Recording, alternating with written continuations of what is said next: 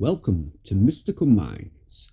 I am your host, Jamie Girard, and today I will be reading Poetry and Prose from Danny Martin Girard. Declare your breakthrough. Don't allow the adversity to set the course. Speak to it. Declare your healing, breakthrough, and dreams. Then allow it to unfold in its divine timing for your ultimate joy, happiness, and success. Thank you so much, Danny G. That was powerful. And now, I'd like to take a moment with you for gratitude.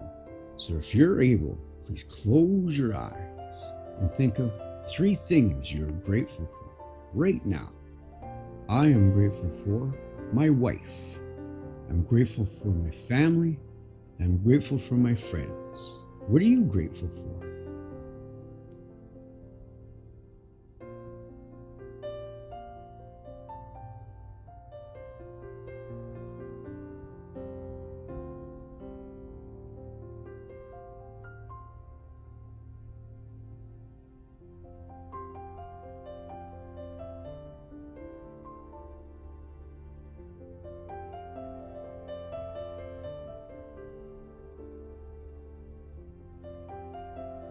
Now, take a deep breath in